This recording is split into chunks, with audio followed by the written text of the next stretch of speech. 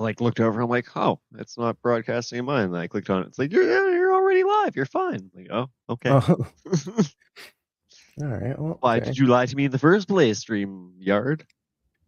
Keep wanting to call it fucking StreamYard. Streamlabs. Like, oh, All right. Well, I guess you know what? Here, I do actually have something to show. You might think this is kind of cool. Save image. Blah blah. Save image. So I'm still waiting to get my page 2 back from this new artist I'm testing out. oh yeah. I'm hoping he's just working on it, and that's why I haven't gotten an update. Because it's like he was like, "Yeah, send the shit over." So I sent it to him, and then it was just like message seen. And ever since and it's just been like 5 days. So it's like I don't know, man. Like I'm the same way. Like if I was probably I'd see the message, I'd just get to work. Like I'm not. I don't know. I figure out I'll give it a full week, and then I'll just be like, hey, just curious if you're working on it or Following not. up. Yep. Yeah, like I don't want an update. All I want to know is just like, are you working on it or not? If I know whether to be looking for somebody else. Mm. But I think my process I'm gonna do is I got like my first artist that I was gonna go with that was doing those other kind of like webtoony looking pages. Oh, right. I think I'm gonna keep them on board for concept work. And then from like, so they're going to do like, they're going to turn my AI stuff into like concept stuff. And then from there, I can give that to this new guy. So this new guy has a little bit more of a reference to work off of instead of my incoherent ramblings. Is he the one doing the black and white? Yeah, I'm going to bring that up here. Share screen. What do I want to share? Oh, right. I have to bring up, what I want to share, don't I? Downloads? Sure. I don't care, people. I have nothing in my downloads. So yeah, this oh, and now Russia's invading. This was gonna be kind of my idea for page 3. Oh no. Oh, god damn it, are you kidding me? Okay, remove this.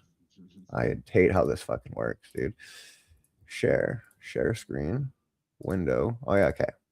Boom. So this is kind of the idea I got for page 3 going on. I made the mistake because I kept calling it the Rapture, and like in my head, I have the Rapture set as the building, right? Right. So they did the Rapture. The Rapture, so like literally, like yeah, it's fair enough. Like I saw that. Not everyone's as immersed. Yeah, I'm sitting there being like, that's 100% my bad. Yeah. Like I feel like a fucking idiot. Like just I don't know. But either way, so kind of like I had to explain that all to them, and these are all going to be like buildings. So I told them to remove the buildings in the foreground there, because that's like you might want to just like do up a summary pack, like a press docket essentially for whatever artists. Then you can just have like a quick fucking explainer. Yeah, that's kind of my next goal I want to work with. Basically build like a whole reference Bible, like a reference fucking sheet. Yeah. So it's like everyone has they're all working off the same reference. But at the same time, what I have right now is just AI pictures to be giving people, and I don't want the AI pictures to be the reference. Yeah. So like, I don't know, the more pages like this I can get back, the better I feel. But yeah, so that's basically going to be the Rapture. It's supposed to be a building in the middle of the lake there, and then they're going to get rid of these front buildings so it's not as crowded. But I really like what they did fucking here. Like, yeah, like that. Yeah, splitting open the spy or up the back. Yeah, I was like, because all I kind of gave him was just like an augmented human being suspended in fucking midair or whatever. Yeah, like. So I think that's pretty cool. It's nice seeing the process too, right? Yeah, and then they're also working on oh god damn it! So I gotta reshare this again. I feel fucking retarded doing this. Window, bam. So this is another creature. This is the Varnock thing that I got going on. Oh, so that's the one where it's like its head can spin 270 degrees and its body can spin 270 degrees. independently. So it's just like, yeah, this thing, they made it a little bit bigger than I was expecting from the reference I gave them, but at the same time, like I could just say this is like an alpha. This is just Should give it like 2 thumbs. 2 thumbs. Yeah. Yeah, actually, that'd be sweet. So it's got six digits. Yeah. Ooh, that'd actually be that's a neat little thingamajig there. That'd be cool. I've always liked that concept for like anything that rotates and like mirrors, like fucking mirror that in the digits and the extremities as well. And like you're already there with the fucking little grabby arm. Yeah, literally all it has to do, it's got to add an extra fucking digit. I'm gonna tell them to do that. That actually would be a fucking sweet little. Because it just gives it that more of a unique silhouette, right? Like that's what I'm trying to aim for. If anyone asks and you want to look fucking intelligent, you can tell them it's a Hunter S. Thompson reference. There you go. Because his fucking symbol was a fist with 2 thumbs clutching an opium leaf or opium flower. Yeah, because this was. I don't mind sharing this screen on this stream because I know nobody's watching this. Yeah. Like, yeah, dude, if this ends up being that the has artwork, so much more impact than fucking the colored version. Yeah, let's see. Can I bring that other one up? Where's the other one? Fuck it. I'll just keep this one going for now. Oh, and I lost it. How did I lose that on my own computer? I know it's here. I just had it. Okay. That was weird. I just somehow lost the page I was sharing on my own computer. I don't even know how I accomplished that, dude. I am a fucking boomer stuck in a 34-year-old body. There you go. Got it. Oh. Yeah, no, the colored one. Yeah, go track it down somewhere else. But fair. But even just like black and white, right? Like they didn't. I really like the black and white, honestly. Like, and it's good spring. Like you can always do fucking recolors later too, right? Like, well, so that's kind of like the thing. Like I'm planning because this is just the line work, and I guess like I didn't really realize like why they had to leave, why they left this so like white and that so white. But yeah, looked into it more, and that's all the colorist work. The colorist will right finish up with all that stuff. But worst case scenario, if I don't want it colored, I can always just send it back to them and be like, hey, you want to just finish this up in just detail. Black and white? Yeah. And like even with the big chunks of fucking just white popping up. Yeah, like it's very stark, but like it still kind of works. Yeah, the Earth definitely. I would definitely give the Earth another pass, but like but it's got the like I kind of dig there. it. Like that fucking. Well, even the colorist I'm thinking about here. You know what? Because if I want, I can bring. God damn it! Let's see. SOR. Oh, whoop! Where'd it go? Whoop! Hey! Oh. Okay, media. Well, okay, so here we go. So if I go back to StreamYards, so I get rid of you. I share screen to you.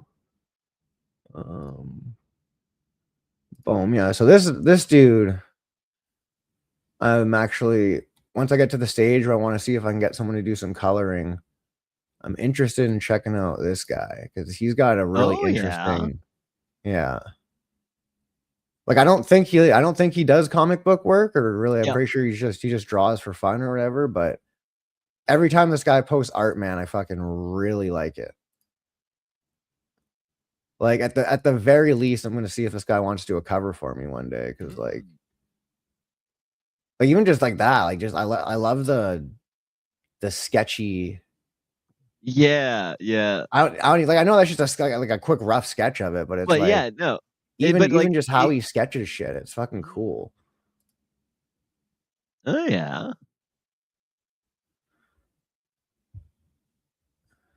It's Snoke. Yeah, fucking. Yeah, that'll do. I really, is there more of his like color art in there? Oh shit. Yeah, I probably should. Yeah, I said I wanted him to be the colorist, so fucking I should probably Yeah. run. Well, that's even the line work guy I'm looking at too. Let's media, bring this back up. Oh. Image, share, boom. I guess not, eh? Fair enough. Fair enough. Nope.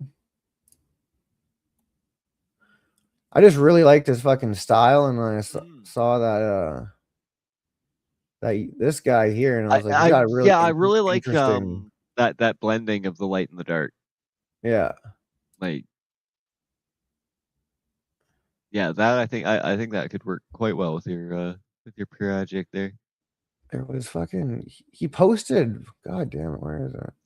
Is this it? No. Oh no, Ooh, that's his pardon. coloring. That's pretty sweet. Oh, that's actually his work. I'm not sure if it is or Fair not. enough. That's just kind of on there. Yeah, it's hard to say when it's all mixed in with memes and shit. Yeah. Yeah, it's either way, my goal is to try to find somebody in Comicsgate who's not already working on a comic, or like I want to find like up and coming people who are at my level Yeah, of like people you know, start like up and coming kind of thing. people are actually willing to work for exposure plus a little extra. Yeah, exactly, right. But yeah, that's kind of where I'm at right now with there. Do I have anything That's else? some progress for sure. Yeah, like man, if I like my goal is to get the first 5 pages done by this new artist if it works out. And like if I have those first 5 pages done like kind of to that extent, just like the black and white, I feel like that's enough to actually start showing Yeah, showing shopping off it some more around a bit. stuff. But yeah, here I'll bring this up fucking because this was the version without boom share. Ooh. So yeah, this was the version without all that kind of, I don't know how to describe the galaxy kind of Milky Way looking Yeah, stuff. without It's like now that the I'm looking extra at it, detail. I almost want that other stuff back in there. See, I really I feel like you need like either more of a middle ground or to go like either extreme. Because yeah, I feel like the like that one's pretty good. Like I think that's about as busy as I would want it. But like the darker one, I feel like that one could be taken a little further. Maybe you know what? And I Maybe think just get rid of this see, the stuff I down here. I feel like yeah, because like Because then where's it the because you've got the other version right with like less stuff. man, I don't know how to set this up so I can quick. That's entirely fair. You know what? Fuck, I'll just do it. I don't care. Nobody's fucking I watching. don't go. So don't care, man. Don't care. Yeah, because that was one of those things that struck me. Oh, Yeah, here. I feel like with the one with like more white space, that would be definitely one to keep in the back pocket for like a colored version because I think yeah, with like a really malevolent and ominous kind of color palette, you could Mm-hmm. really get that page to say what you want it to say. Um, and then on the flip side with this one, I feel like just take more stars out and yeah, and have the ones that are there be more ominous and looming, like to give that sense of like we're not quite alone in the universe, but what's Yeah, out there wants to fucking eat us. yeah, yeah. It's like you almost wish we were alone type thing is Yeah, gonna be and the then with the other one with the more white space version, uh, I would want the feeling to be like, we're absolutely not alone in the universe, and everything is out to get us. Yeah. No, I feel because is that this one? No, it looks the same. God damn it. Yeah, okay, whatever. I'm over it now. I'm over it. This shit's too confusing for me to be able to swap them back and forth. But yeah, no, I kind of agree with that. Yeah, I gotta finding that middle ground between those, or even like I say, just going further to the extreme. And So taking stars away in the one, or like very much figure out what vibe do you want that page to give, and then go from there. Or I guess what vibe do you want the next page to give, and then figure that out too. Let's see. What was this? That was this. Hold on. What was the video you sent me? Where'd that go? Boom! Right here. We'll have fun. Oh my god. StreamYard. Let's go.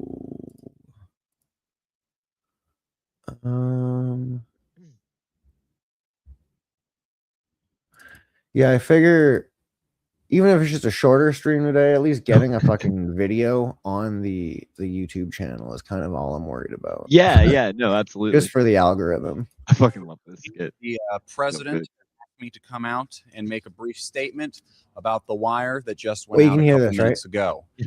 To make things short, I will just confirm that yes, we do have a moon base, and yes, we are currently experiencing some bear problems.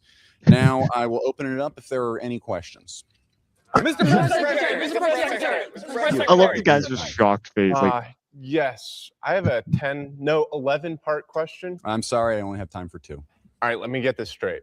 So the United States government is admitting that we do have a moon base and that there is a bear problem on said moon base. Yes, that is correct. All right, follow-up question. Are you us? No, we are not, and I would like to remind everyone to keep the language civilized. This is the White House. Excuse me, Mr. Secretary. Bob Daniels, Newsweek. Mr. Daniels. How long have we had the moon base? And are these bears Earth bears, or are they from the moon? I'm sorry, I'm not at liberty to disclose how long we've had this moon base at this time. We do believe these to be Earth bears. We have no reason to believe these to be lunar bears or even Saturn bears. Todd Albright, PBS.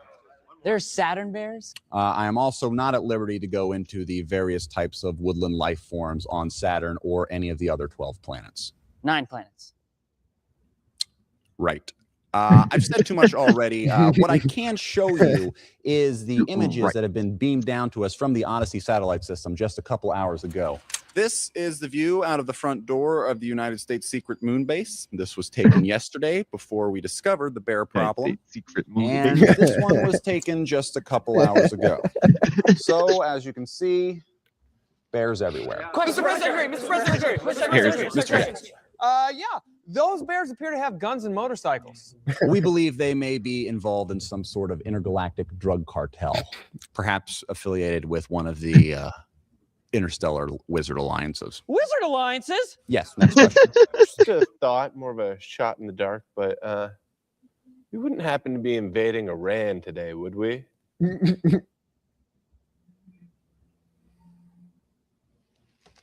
You got me. I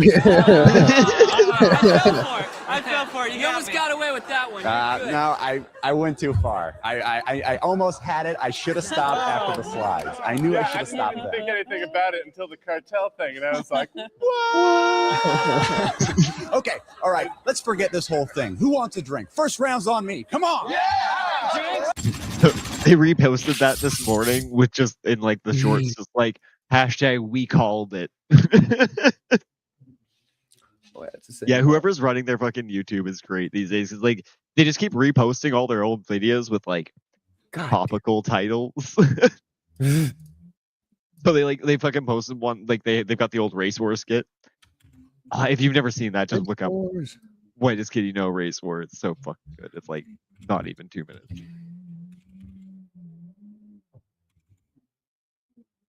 Just do WKUK.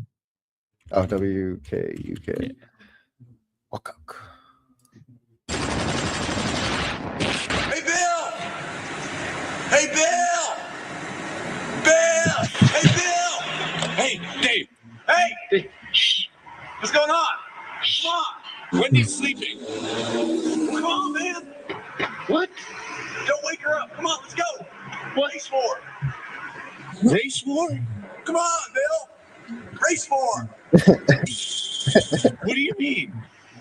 Didn't we always talk about wanting to do that? I don't remember that at all. Come on, Bill. Race 4. Come on, You Bill. can be captain. I'm going to be sergeant. No. Oh, is that Wendy? Yeah, you woke her up. Tell her I said hey. Is she still mad at me? Yeah, she is. Come on, man, race 4. Bring her. No, don't bring her. What is she? What? She's Italian. Yeah, don't bring her. Hey, you want to get her? No. You like her? That's right. No.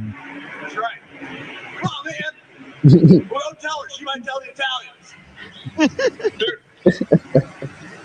It's the same race. As what? Us? What? Yeah. No. Yeah. We're American. Kind of. What are you? English. That's American. Come on, Bill. Let me get that guy. I'll come back. He was in a truck. So they reposted that like recently as with the title "Just Join ICE." Just join ICE. Yeah. Jesus. Yeah, they'd be very topical. Whoever's fucking running their YouTube account is having a lot of fucking fun with it these days.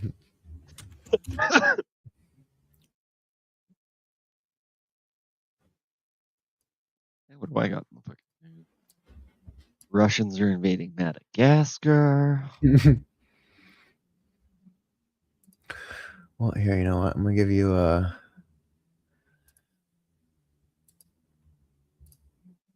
brain aneurysm a little bit. Oh God! Listen to a little bit of fucking retarded Eric July. He's growing on me. I find him quite endearing. It's every time there's something every time about I watch it, him right? now, like I only watch him like in this context, basically. Like it's just like I feel like I would find him absolutely fucking just irritating as shit.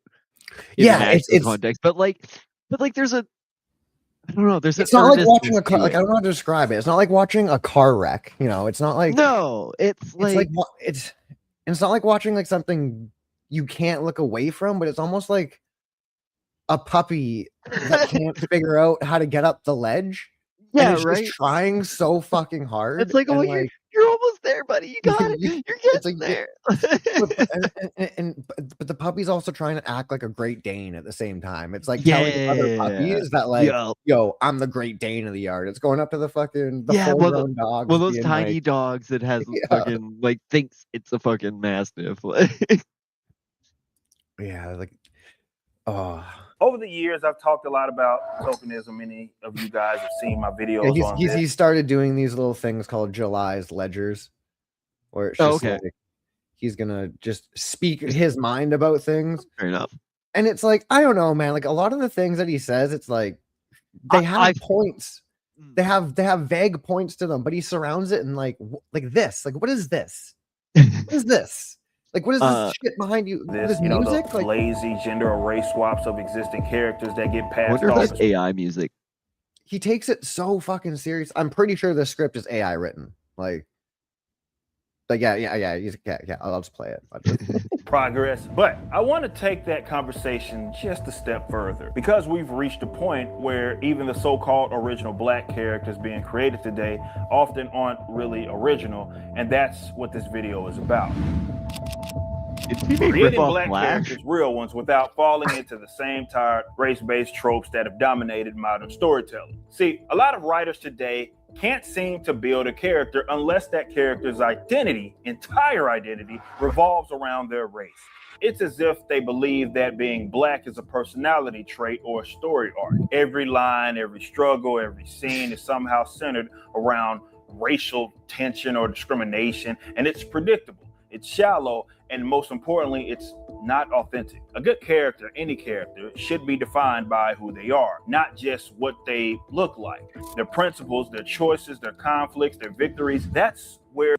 But in its okay, sense, but like in itself, yeah, he's not wrong. Yeah, but like, I'm like immediately like, okay, but like not having really read a lot of comics, just in general, like new comics, it's hard for me to say like whether that writing does come across like super ham-fisted and shit. But like, comics are also a bit of a reflection of our current socio-political fabric, and that's unfortunately a pretty loud through thread of the last fucking 15-20 years. Yeah, it's like I agree with him in the sense of like, you don't want to write a character around their character trait being black. You know, you don't want to write the character like, yeah, that's not a character trait, right? That's a personality thing. Like that's not their that's not even personality, but it's like unless like that is what that, because like I know people like that who fucking their sexuality and their like fucking straight or gay like is they view it as their like personality, like yeah. Like fucking just the amount, like I think like the dudes in high school just like made their entire personality how many chicks they banged. Like, yeah, that's a good fucking way to compare the two. That's actually But without him actually like giving examples, it's like, is it actually that widespread of an issue? Like I don't know. It's vague generics, but it's funny too because like just knowing the history of this guy, and it's like. He basically got his claim to fame of being the black guy in the Blaze. It's like, right. Like he was the token guy in the Blaze. Token. Yeah, he still is, and it's like, and you can still see it's like anytime you like a lot of like people in the Blaze get made fun of, they're like, "What are you talking about? I work with black people all the time," and it's like, you have a black guy who works in the company, who's on. Like, I don't even know how he works for the company. He doesn't. I don't know. He says he's involved with the Blaze, but does he have self-awareness around that aspect? No, I don't believe so. Okay. If he does, he has not made that aware in any way, shape, or form. Because like, yeah. So he's just falling into the cognitive dissonance on it. Like, I can say these things and it doesn't apply to me because like that's not the world I live in, and where it's like, oh no, buddy, you need to take a step back and look at the world you live in. And take a peek. And it's interesting. Where identity actually lives. When you make race the only dimension a character has, you don't elevate black representation. You reduce it. And since I've done those videos over the years, I launched my own comic book company, The Rippaverse. And from day one, I said I wasn't going to build my universe off the backs of obviously pre-existing white characters. I mean, why did you make the Flash again? But it's funny. He's like, I'm not. He's like, actually, no, from an IP perspective, I wasn't going to take someone because it was my own work. I couldn't take someone else's work, repaint it, and call that originality. I went to that right there. I can't like you can't take someone else's work, repaint it, and call it originality. Like, I haven't like. That's like, this is why like comics are made by teams of people. That's literally the process. Somebody does it and then hands it off. Like here, I'll but I'll take it. I mean, and I guess like take a quick little side detour here. Specifically about solo comic creation, but like, because he has got. I am genuinely surprised on how many characters he actually has in his fucking shit. But it's like he's been at it for a few years, so I'm sure they add up, and you sketch, and I can. But it's like, how many of these characters have actually appeared in the comics, though? I think a lot of them are like newcomers. Like this dude right here is a newcomer, I'm pretty sure. And everyone's making fun of him because it's like, dude, you can't like name your comic Beatles, right? Like that's like the Beatles. I mean, I would be more concerned about fucking overlap with Blue Beetle because I think DC. They've got a much stronger copyright claim there because one of the things with copyright is it has to be in the same general industry a lot of the time for it to be like, oh yeah, no, it can be reasonably confused with this other brand, right? So it's just a bad decision. like it's not that you can't necessarily do it. I'm very much of the mind that like you should be able to have something that sounds like something else. It's why I hate that. So there was a game called Ion Fury that came out a few years ago. And originally they wanted to call it Ion Maiden because that's an awesome name, and they couldn't because fucking Iron Maiden stepped in and they were like, it's too close to our band name. Like, I don't know. I don't like that damper on creativity, and I don't like that damper on naming schemes. Like, unless you're like actually doing it with the intention of misleading the consumer, like those fucking straight to DVD movies, like. As long as it doesn't confuse the consumer. As long as that's not the intent. Like, as long as the intent isn't to deceive and confuse the consumer, then like there should be more leeway in that aspect, in my mind. But I like that guy, Spingy. So he's part of their new Guardians of the Galaxy. Yeah, that are coming in. Yeah, it's Man Spider. I think that Beatles guy is a part of it. It's like fucking chibi Man Spider. Yeah, it's like there's so much stuff about this. It's like, did you ever read through the Man Spider fucking Spider-Man arc? Have you seen Man Spider? No. Spider-Man, Man Spider. Should give you some images. I think I'm just picturing Frank. Yeah. Man Spider. What the fuck? Yeah. Well, all right, hold on. I'm gonna bring these comics. Are these comics? I'm like 90% certain he's showed up in the comics. It might have just been in the animated series, and I'm just like Man Spider. Let's see.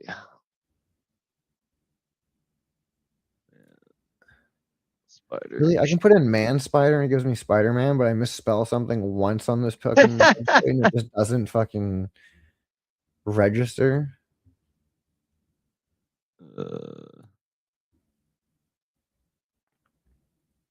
Maybe it was just in the animated series, and I just remember it because that being the case, will YouTube Man Spider? Are we gonna get Frank? No, we're not. What's this? Boom. Horror. All right. Ouch! It bit me. Why is it glowing that way? Is it radioactive?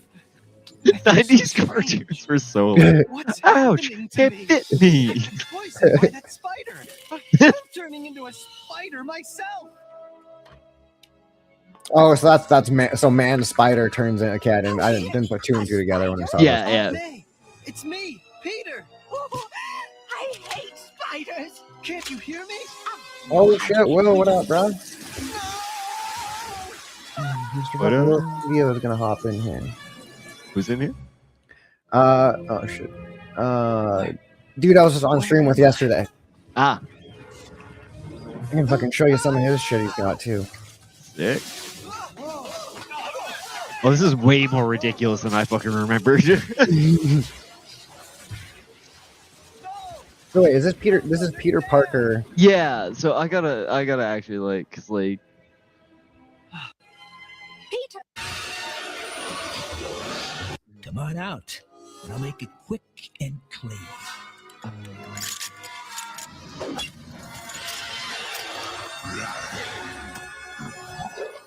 Oh, Punisher. Because I know that there was. Oh shit! At a stage. What is happening, gentlemen? Hey, hello. What's going on? Watching some Spider-Man. Introducing him to the concept of man spider because I had it in my mind that it was actually in the comics, but I guess I was just remembering the animated series. Do you remember the Spider's Man? Yes, I was actually just about to lead into that. Cody, are you familiar with that? Like, how many times how can we rearrange these words some more? Right. Like, all right, so what's this now? Oh the yeah, Spider's if you haven't Man heard about was like Spider's Earth Man, X in the future, and it was Spider-Man looking like the lizard, kinda like a red version. Is it a comic? Yeah, it's Earth X is like Marvel's answer to Kingdom Come in a way. Mm-hmm. It's painted. It's in the future. Or at least the covers were painted. Spider's Man. Oh. Yeah, it was a story arc in. Oh, in. Yeah, he was a character in Earth X. So let's see. This guy? No. Although that's another version, I guess. Yeah. The Spider's. There might be a disambiguation. The Spider's. Oh, that's not. The Spider's Lap That's Man? a movie. That's. I don't want to know what that is. Still though, we got Spider-Man, we got Man Spider. Spider's Man. Yeah. What was Frank? Was Frank the Man Spider? Who's Frank? Yeah, thank you. Always Punisher. Sunny. Oh, Philadelphia. Oh, he's the trash man. Oh yeah, trash man. He was like the Man Spider, the human spider, or something like that. I don't remember that. I'm drawing a blank on it. God damn it! He was the warthog. All right, now I gotta fucking. Now I gotta watch some It's Always Sunny. Woe is me. Frank. Oh my god, dude! I just fucking spam this. Back it up. You really are a boomer, aren't you? Dude, it's terrible. It's absolutely terrible. I was gonna give you credit, and then I saw you smashing on the keyboard. Frank the Man Spider.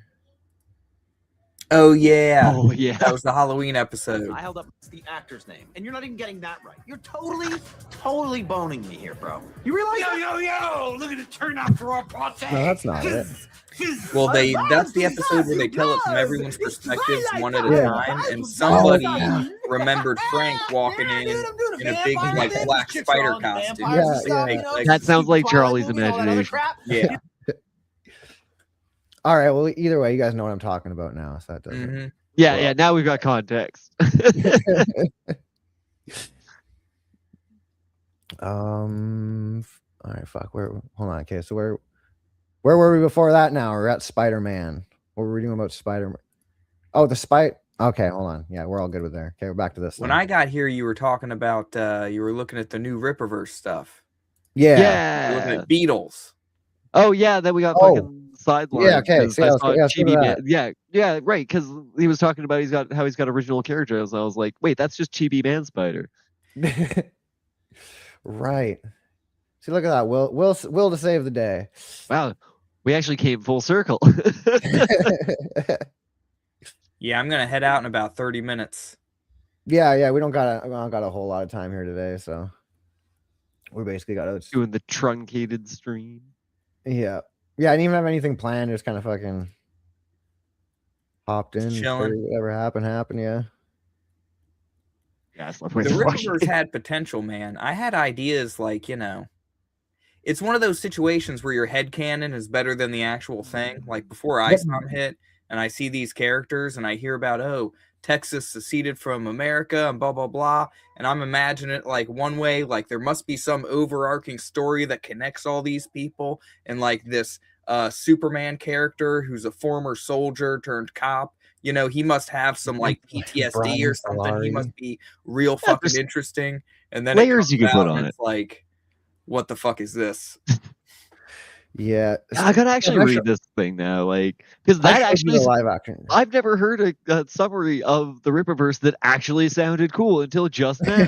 Yeah, right. Yeah, he needed to call me. Trouble is, he didn't know me. That's really the problem. Right. Is not being my friend. And I don't have his number, so yeah, could have been cool. I guess I just have to read it. It was like that conversation we were having about the last issue of, I guess the penultimate issue of Walking Dead. It was like shit. just do it all from Rick's perspective. Like if you're gonna wrap up the thing as Rick's story, like have the entire, like be weird with it. Like have the entire thing from Rick's perspective, and then when he gets shot in the head, have that slow fade out, and then have it fade back in with like a misty layer to it, and then have him just staring at Carl, and the gun comes up, and like that would have left people deeply unsatisfied, but in a much more interesting way. I jumped out of that when they met the garbage people. After I just listened to the controversy. I just went on a huge rant fucking last week about how I hated the ending of Walking Dead. just Rick getting shot, and then like just the way they did it. Yeah, just I don't know, just the way they did it. I don't like. Yeah, like you just said, they could have done it so much better. But yeah, my buddy is who got me into the Walking Dead comics fucking back in high school. It's like he'd come over and we just like kind of power through a bunch of them, not in order. It was just fucking kind of as the episodes were coming out, he would bring the comic book over and you could see, which is a fun way to do it. Like it's neat to do that compare and contrast of like, oh, so this happened differently, or like, oh, these characters are not in the show. Yeah.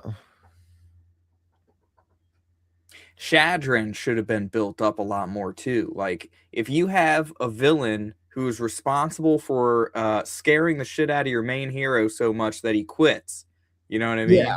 Like, why is he only there for one flashback and 3 issues? You know? Are they like building him up for the future, or is it just kind of like, oh hey, here he was, and now he's gone again? You have to actually build him up to be building him up. Fair. Yeah, I really gotta read. How many? There's what, like 6 or 7 issues of this now? There's 3 issues of ISOM. Oh, that's it? I'll get that done in an hour. Each one is like it's a higher page count comic book. And in issue 3, they're getting to plot points that should have been addressed in issue 1. Yeah, but I'm curious whether I'll like it more or less than Cyberfrog. Have you read it yet? Are you about to? ISOM or Cyberfrog? Yeah, either. I have not read I haven't read ISOM. I've read Cyberfrog. At least the I can't remember what the hell they were called, because there's like 2 of the. I think you did Wrecked Planet and yeah, I don't remember if I read the follow up. Blood Honey. I think you did Blood Honey. Oh yeah, okay, I did. Yeah.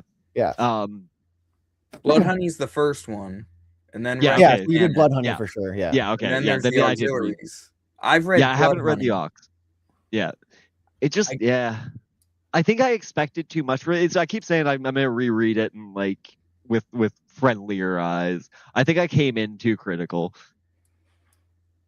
Maybe. I'm looking forward to reading Wrecked Planet. I bought the line art variant, but I didn't realize it was still like that was something they hadn't printed yet, I guess. So I don't know. I gotta look at the email and maybe send a message, because maybe I just didn't get it or something.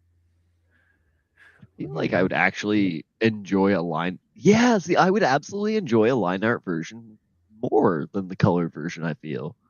Just looking at these samples. Your issue was just like it was too busy. It felt really busy, and I also really didn't like the storyline. Felt, I don't know. It felt like it was trying to pull too many plot threads, and then not. And like I get it was a like setting the stage in a lot of ways. So like I don't expect them to tie it all up, but like I don't know. I gotta give it another read. I like Blood Honey was good because it was bridging the gap, but its purpose was to start the story. Yeah, absolutely. And I tried to give it a little bit of grace in that regard. But I think I think I just need to reread it. And I only read it one time, and the way I remember it is like it reintroduced all those heroes or whatever villains from the 90s. Just like, hey, we still exist, because he hadn't made a Cyberfrog book since when? I don't know, 1992 or something. Yeah. 3. Yeah, he was doing them when he was working from with Green Paris Lantern, Comics, right? Yeah, right. Yeah. So yeah, and then the second one was introducing the Vispus, because I don't think the Vispus was even a thing back in the day. But I'm haven't Probably read not any if of he those. was trying to integrate it into existing IP, because like, interesting. Oh yeah, 96 first series. Yeah, so it's like he wrote it. You know, it seems cool. We'll see. We'll see. What I think of Wrecked Planet. I like Ethan, so he's got the benefit of the doubt out of the gate. You know. Yeah, I kind of I came at it from like again, I don't know, like I'm not immersed in any of the culture, so like Cody sent me an interview, and I like the first half I was like, oh yeah, this guy's really fascinating, and then like by the end I'm like, oh this like I don't know, I was expecting more of like a redemption arc as he kept talking, but as he kept going I was like, oh you're just a bit of an arsehole, aren't you? Which one, Ethan? Ethan, yeah. Yeah.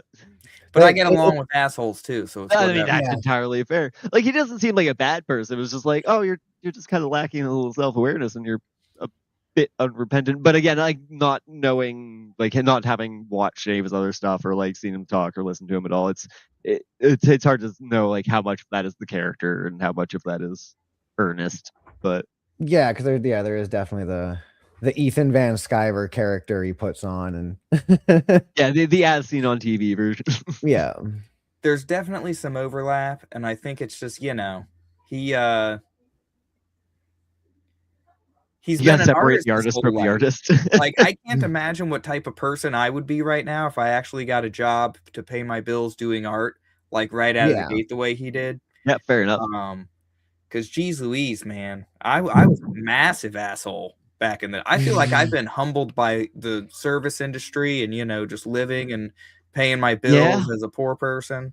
Yeah.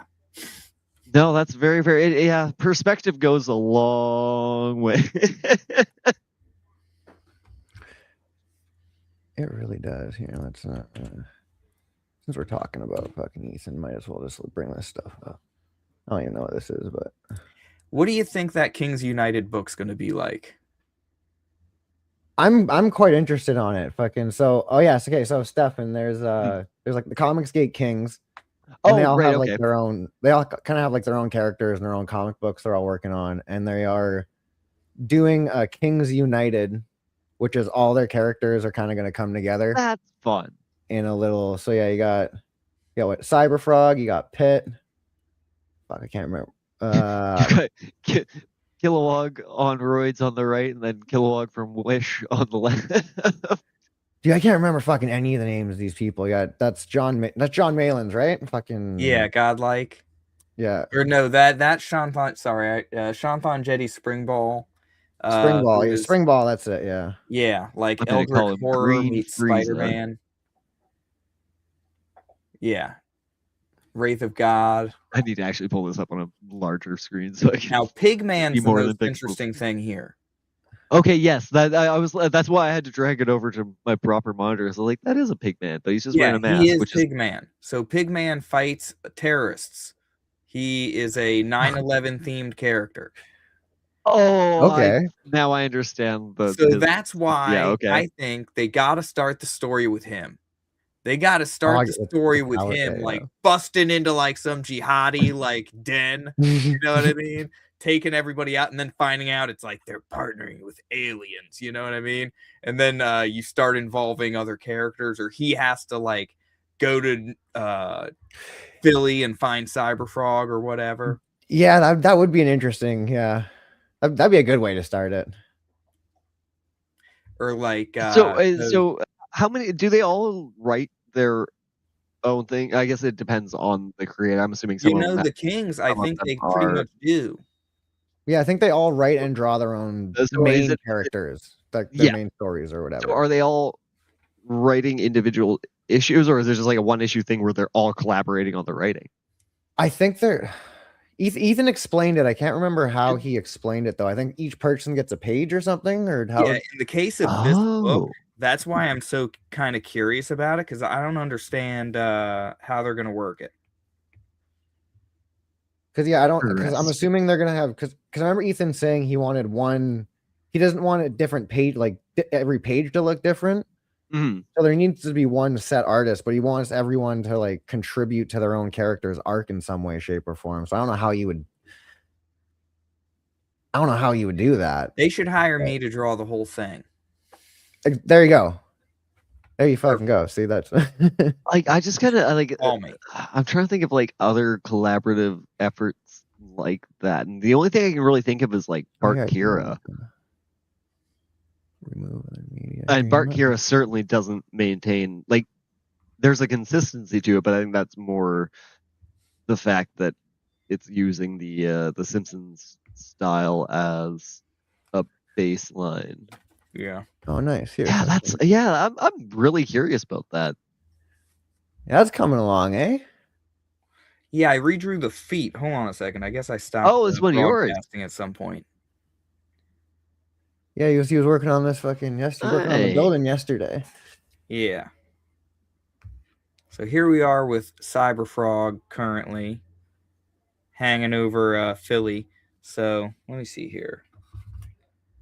I'll go ahead.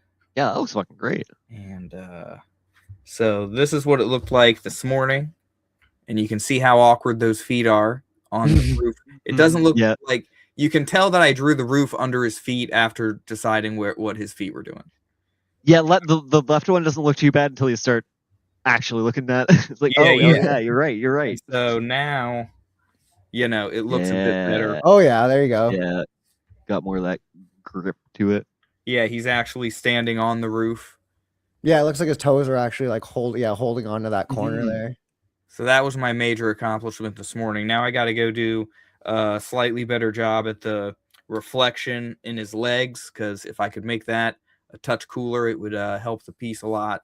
And then I feel like that is really a kind of one of those defining motifs of Cyberfrog that I really do actually like. There's a lot I did like about Cyberfrog. I think because my art's never going to be as crisp as Ethan's. Like there's always going to be like a cartoon. When you get to his age. Yeah, maybe when I have his amount of patience, but maybe I never get that. Maybe I just, when I get more time to work on my art, I end up just producing more of it, and it never really like gets to that, super polished level. Or I hire an inker, something like that. Yeah, the one thing I love about how like everyone gets with drawing Cyberfrog are those shoulders, the mirrors on the shoulders, like it's just so. You can see the reflection on the face there, and then the back of his head reflection. It's fucking. How long ago did I draw? Shoot, I don't even know if I could find it. I drew Shane Davis's. Is it in here? Yeah, there we go. I did nice. This one after I read. This was like a year and a half ago, I guess. And you can see I need to shrink his head. That's the first thing I noticed. Like looking at something I did back in the day, that head needs to get shrunk down out there. Yeah. 100%. It's trippy when you see it just like the immediate like, oh yeah, no, that's definitely better. Fixes all the proportions, right? Yeah, it just makes it look like it's got that little bit more motion. And so at one point, like Ethan was making fun of Smiller for drawing people with big heads, because it's the same thing with him. Sometimes you'll see his artwork and it's like, maybe shrink that head a little bit. Yeah. But he's like, maybe it's because he's only 5'7". Yeah. Everything looks proportionate to me. Yeah, everything looks perfect to me. What do you mean? My shoulders, head. What are you talking about? Yeah, man, that looks fucking really good. Yeah, that's a really cool piece. Thank you. Yes, Stefan. That's Shane Davis, one of another Kings. This is his Inglorious Rex. Gotcha. I'm like, I recognize the one on the right. Like, perfectly familiar with the Evangelion. Yeah, dude, I didn't really pay much attention to Inglorious Rex so recently until I've seen like some artwork from it. I'm probably gonna pick that up because that looks. It was one of the ones really that stood out to me, like initially as being a cool concept. That was fairly straightforward. Because they're they're people that control these, right? From my Yeah, so basically they grow these Rexes using your DNA, right? So you're a fighter, and you're fighting people in the ring or whatever, and then they choose you to become a Rex fighter, and they grow you a Rex, and then now you're competing in a monster arena, but also the strongest of those monsters are responsible for defending the city that exists in this hellscape, like post-apocalyptic world where monsters are like right outside the city walls. Yeah, that's a neat concept. I'm trying to think. There was a book that had something similar as a conceit, but I'd have to know. It's gone. If I ever remembered it. But I was lucky. I was gonna say smart, but I didn't back it online. This one, so when I went to Baltimore Comic-Con, I picked it up in person. And that's what I should have done with Godlike, because it was sitting right there on the table in front of me when I saw John Mallon, but I had just got done spending money on the internet for this. So I'm not I'm not that kind of spender. Yeah, no, fair Yeah, enough. that's pretty fair. But I would have already read it by now. I'd be able to talk about it right now.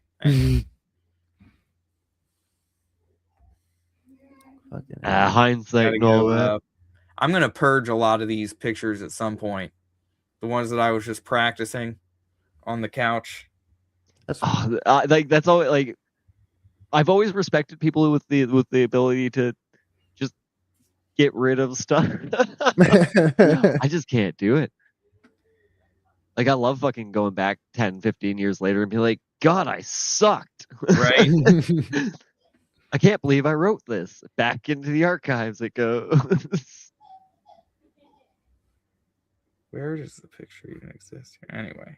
But I think it's very easy for me to forget that, like, yeah, growth does happen. And, like, it's nice to have that reminder of where you started. Yeah. Well, yeah, because it happens slowly over time, right? So you don't really notice it until you're able to go back, like, 5 years and see that actual jump in progression. Mm-hmm.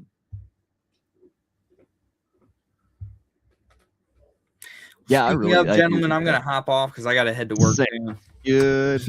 Sounds good. Hey, Will it fucking was a pleasure chatting. Nice meeting you, buddy. What was your name again? Yeah, absolutely.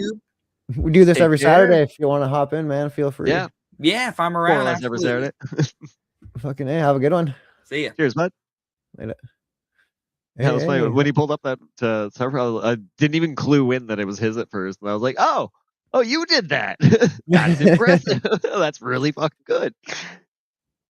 Yeah, man. There's fucking there are a lot of like really fucking good artists in this space that just kind of need a little recognition. Yeah, 100%. It reminds what was it? I am less interested. And it's nice too, because like a lot of the people who are just in the space for like drama issues and like just for like the blood sports and shit, the people who are just here for good comics and stuff, they're kind of, I don't want to say they're separating because it makes it sound like they're going in their own direction, but they're within Comicsgate. You're able to kind of, you've got the professionals who actually want to do comics, and then you've got the people who want to stoke and fire. then if you fucking one day you want to go deal with some stupid blood sports and people just yelling at each other for 4 hours, there's the opportunity to go do that in fucking Comicsgate. So it's like, it's just annoying when there's some streams where it's like you'll be watching it for 2 hours and they're actually like talking about shows and like things, and then one guy hops in and then another guy hops in and then those two guys just start a whole fucking, they're just talking about people instead of things.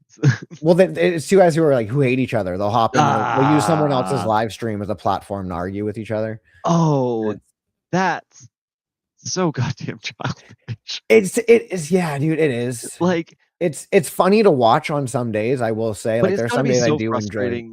For the people like who are just trying to have that conversation and do that podcast, because it's like having a player in a D&D game who hops in and just like derails your entire game, and it's like chaos. Yeah, man, we had a thing we were gonna do. Like, can we just cycle back? But yeah, this is the quote of like every time I like see someone with talent is not being employed in the industry or whatever, but there was a quote about Einstein's. I am somehow less interested in the weight and convolutions of Einstein's brain than in the near certainty that people of equal talent have lived and died in cotton fields and sweatshops.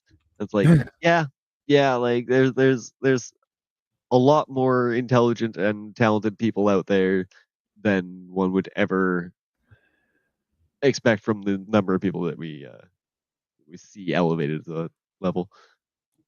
Dino King. Yeah, so this one is, I'm not sure who's, I don't think Liam's drawing this one. Yeah, so a guy named Liam Gray made it's another good one I want to fucking check out one of these days. But yeah, he basically, is this the fucking, if he drew this one's pretty good too. I don't know who drew this, but yeah. I know he drew the first one. And then the second one he's getting drawn by somebody else. I think that's this one.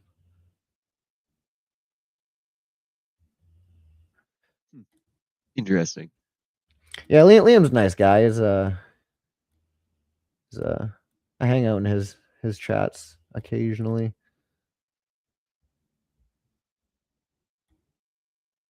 He's an Australian, and it's just funny because like the way he tells stories is like you don't know if he's telling the truth or not. But, yeah. But they're just like these weird, outrageous stories. And it doesn't Are you really just matter. an unreliable narrator, or like? Well, it's like, are you just embellishing something that actually like happened, and you're just like taking a step further, or like, I don't know. There's, yeah. Did they really call you the machine? The way I see it, he's a showman. He's a fucking showman, yeah. and he knows how to entertain people.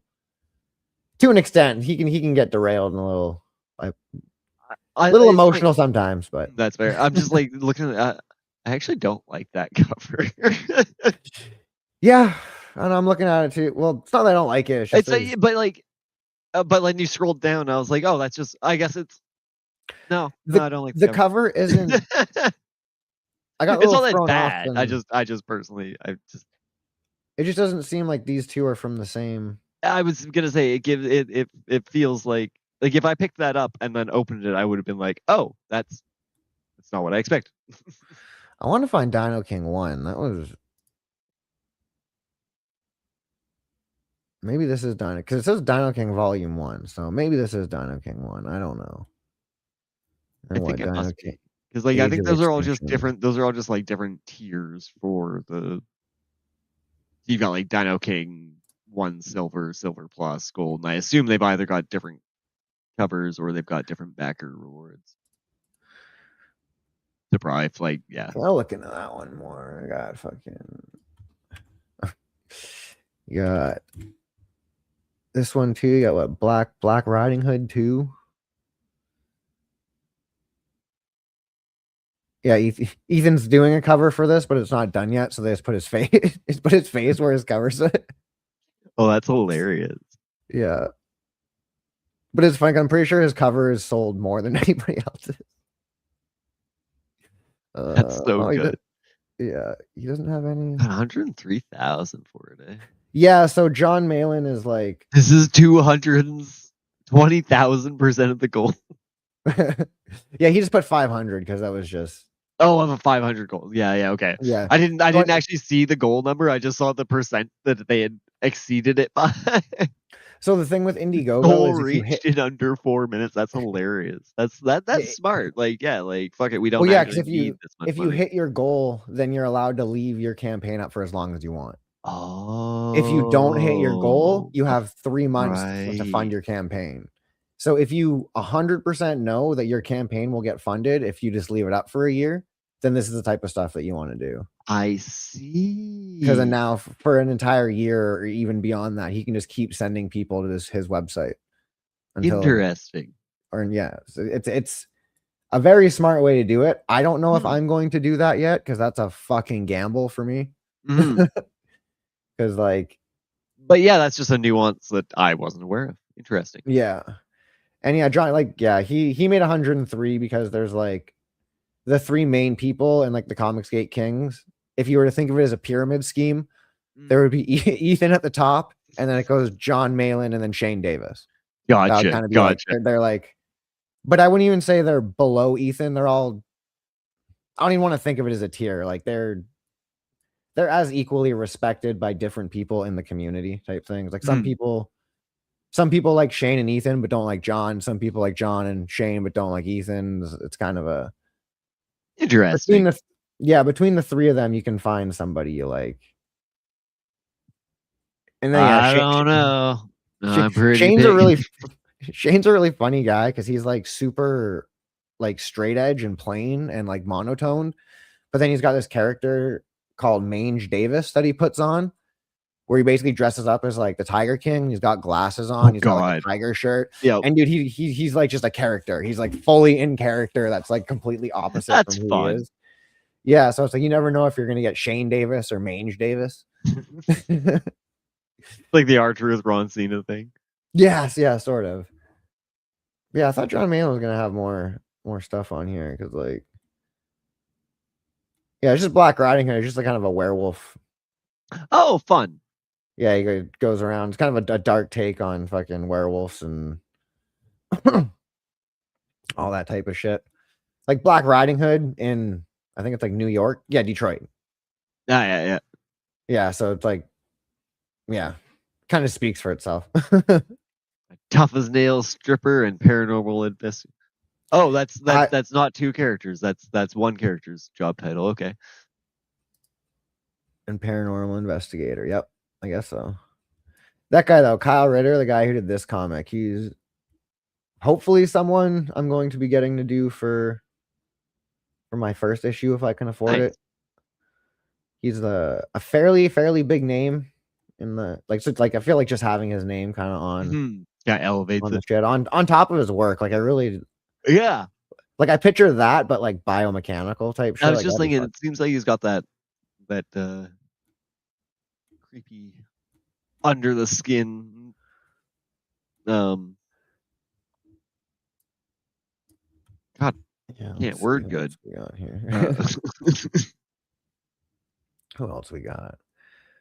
Figure I might as well just go through a bunch of campaigns that I got fucking brought up here. And then yeah, so there's two main platforms that people use. There's Indiegogo and yeah, like I know Indiegogo. I was just like, I've never even heard of this. Fascinating. Yeah, so Fund My Comic is like, because I guess Indiegogo does some weird stuff, and like they've canceled people's campaigns for very odd, nebulous reasons. Yeah, so I've heard a few horror stories about them. So yeah, I think Kickstarter takes less from you. Mm-hmm. The only issue is nobody's like, there's a lot less people who use it. Right. So no one's gonna just stumble across your comic, whereas Indiegogo, you might have 3 people who stumble across your comic, right? But yeah, let's see who's this guy. Who is this? Young Ben Franklin. Yeah, I just looked up Comicsgate campaigns and just fucking started bringing these up. Gotcha. Who's doing this? Time travel. Ben. Yeah, Turkey Robot Comic. I saw a name. Keep going up. Oh, maybe I didn't. I thought I saw a name, but I did not. Okay, well, I don't know if this is a Comicsgate artist. Then I'm going to. Oh, Dan Lawless variant. Okay, this guy is somewhat associated with Comicsgate then, because Dan Lawless he's in Comicsgate. Salter? I don't know who Sean Salter is. Is it Mitch's brother? Yeah, I was like, I know that was actually. I was like, is there how Mitch is doing? God, I haven't thought of that individual in quite some time. Well, either way, what's this about? Benjamin Franklin is a silenced do-good, is a clever, darling, and rebellious teenager thrust into an unimaginable crisis. Snatched from his time, he's imprisoned in a virtual reality world designed by Milo, America's most formidable tech mogul. Milo. Hello, Milo. This world is governed by cunning AI. There's a place where algorithms detect every move of humanity. Okay, so this guy is Benjamin Franklin as a teenager, but in the future? Yes, and in VR. Oh, time travel agent too. Nice. Yeah, so they pulled him into the future and then stuck him in VR. Okay, so I apologize, dear reader. I am not. Oh, so he's off the get-go? Is that fourth wall breaking? Yes. Is that implying that this is a fourth wall breaking character? I don't think it's breaking. No, I don't think he's breaking the fourth wall so much as it's probably just like taken from his memoirs or something. But it could very well be. I mean, yeah, fair. Like, yeah, like if I ever did like a superhero or something that was the fourth wall breaker, that is like how that I does would actually introduce read it, like a though. fourth wall break in the next next panel there. So like normally I'm not leaping. Yeah, from maybe I'm rooftop to immediately wrong. Yeah, I like fourth wall breaking characters because people don't try it as much as I would. Not that I wish they would, but as much as I would assume they would. Like, people like to have those little fourth wall breaking scenes, but there's nobody like Deadpool-esque who actually, like, part of his character is breaking the fourth wall. Yeah, I'm trying to think of DC Comics does have at least one. There's a couple, but like, yeah, it's vanishingly small.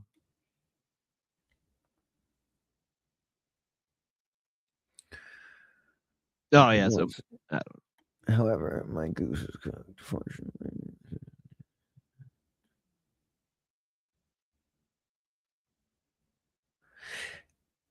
Man, okay, so I still don't know. I still don't know if Keep this scrolling is... down because I think it might be at the bottom there. No. Oh yeah, fuck. There you go. Yeah. God damn it. Well, there goes my fourth wall fucking theory. Interesting. Benjamin Frank. Yep.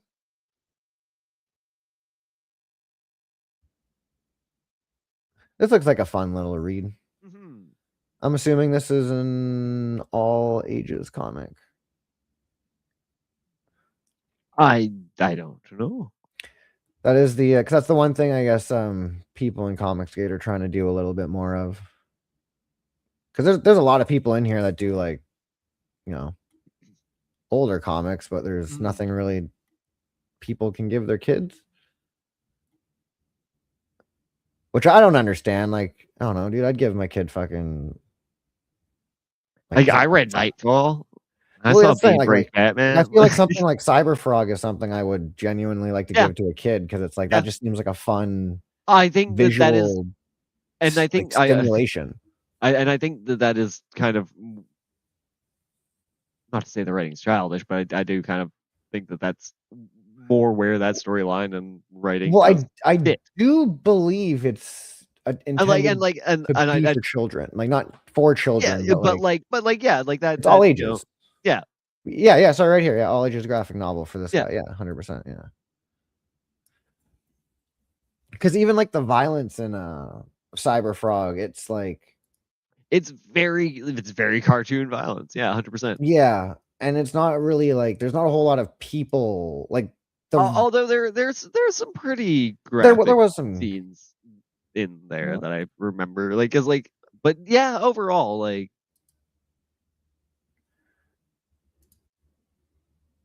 But yeah, like something like Black Riding Hood, I wouldn't give to a child because there's a. That definitely seems like it's. That's all. That's more adult theme. Hardcore rated R. I mean, on the other hand, I read fucking God Emperor of Dune when I was like 10, so. Let's see. That has some pretty adult themes. Another all ages. Oh, this was fucking Tom Tuttle's book. Yeah, hell yeah. It's another guy. I guess I haven't really talked to him much in the space, but we've been following each other for a while. Oh, nice. Please play the trailer there. Yeah, he's at 10 grand for that. Curious.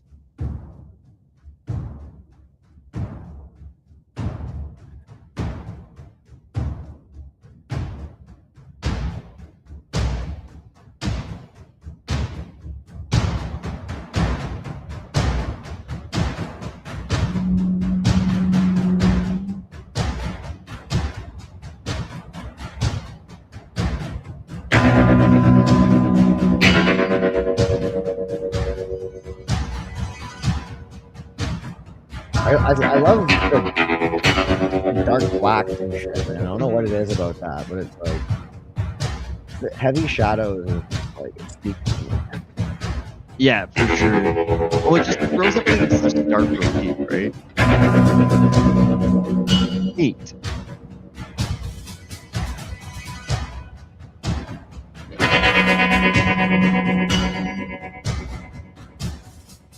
That's pretty cool. That's a good trailer. That's a very good trailer. Yes, hell yeah. Well, it's earned the money it's made, that's for sure. Yeah, surprisingly, this guy was one of the people who kind of inspired me to actually like pull the trigger and try and do a comic book thing. Oh yeah, because like he was giving like his step-by-step progress, like this page right here. I think it was this one. He was showing like early line work for it, and it was like he's like, yeah, just trying to start to make a comic book or whatever he was doing. I was like, man, you know what?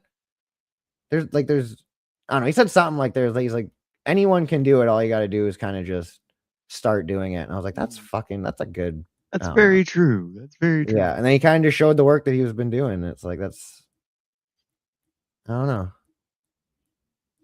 I still find it funny the person who probably inspired me the most to make the comic was Eric July. Because you were like, wait, he can do it. Well, it's funny because it started out with like, because I was like following him and like listening to fucking all like the the garbage he was spouting and being like, yeah, this guy, he's fucking, he sounds pretty good. And he's like, you know what? Now I'm gonna start complaining. I'm gonna start making a comic book. Because that's what you should do. You should stop complaining and you should start doing something too. And I was like, yeah, you know what? That's a good point. That's a good point. I should stop complaining and start making a comic book.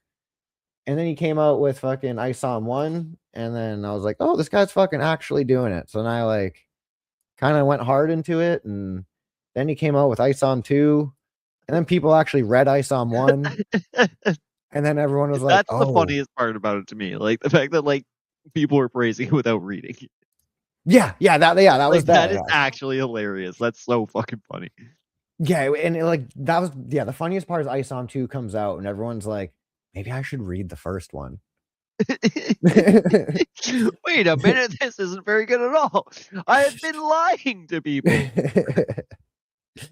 Yeah, and then he came out with this it's called the Night Letter Incident, where he basically sent Ethan a text message that was like, you're hanging out with people who are being critical of my comic book. I've been holding back the floodgates from people attacking you online. So if you want to, if you want to hang out with those people, I'm not responsible for other people's actions. And then immediately Ethan just posted online. He immediately just posted the fucking text message online. He's like, yep. So this is over. Like, yeah, fair enough. Oh, wait, who received the email? Ethan received it. Ethan received it. Okay. Yeah. My brain was like, did he say Ethan or Eric? Yeah. Yeah, and then basically Ethan released all the messages of Eric asking Ethan for advice on how to build a comic book company. And it was like, dude, it was a full few hour long like YouTube episode of him just like going through being like, this is what I told him, and then he would like bring it up and be like, this is how you do it and type thing. And he was like, yeah, he was. That's hilarious. Yeah. So then basically after that, people kind of had to make the choice. It's like, do you want to be a part of Comicsgate or do you want to join Rippaverse and the Zeros? And yeah, people made their decisions. Fascinating. Yeah. And now you have these weird like newer people coming up in Comicsgate that like it's like they like the Rippaverse or something. I don't understand. And like they hate people inside Comicsgate, and all they do is shit on people inside Comicsgate. And then when you bring up the Rippaverse, it's like, bro, why do you want to complain about Eric July? And it's like, because that's like, I don't. I want to complain about the comic he did. yeah. It's like it's comic, like, dude, it's Comicsgate versus the. I'm not talking about Eric July. I'm just talking about the thing. Thing's bad. I shouldn't say bad. I need to read it. Or putting myself in the shoes of my fictional Eric July. Yeah, this is I want to get this one. Fucking Right, we were looking at this. Yeah, this is the one with the Wendigo thing that reminded me of the newborn from Alien Resurrection. Did we watch the trailer? No, we just scrolled through.